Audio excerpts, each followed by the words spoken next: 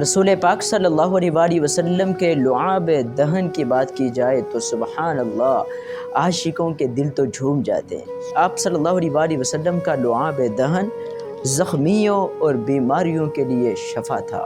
خلیفۃ الرسول حضرت ابو بکر صدیق رضی اللہ عنہ کو جب غار ثور کے اندر ایک سانپ نے کاٹا، رسول پاک صلی اللہ علیہ وسلم نے اپنا لعاب دہن حضرت ابو بکر صدیق کے پاؤں پر لگایا۔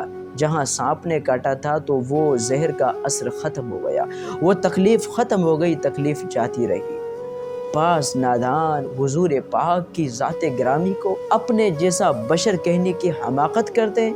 ارے تمہیں کیا معلوم کہ میرے حضور پاک کے لعابی دہن کی برکات کیا تھی۔ حضرت علی المرتضیٰ شیر خدا رضی اللہ عنہ کی آنکھوں میں درد ہے، خیبر کا دن ہے، حضرت علی المرتضیٰ کو جھنڈا عطا کرنا ہے، حضرت علی کے ہاتھوں پر خیبر کو فتح ہونا ہے۔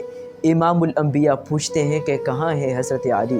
بتایا جاتا ہے کہ حضرت علی کی آنکھوں میں درد ہے، آنکھوں میں تکلیف ہے۔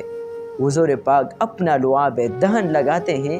یہ حضور کا لعاب دہن حضرت علی المرتضیٰ شیر خدا کی آنکھوں کی شفا بن گیا، شفاء العین بن گیا۔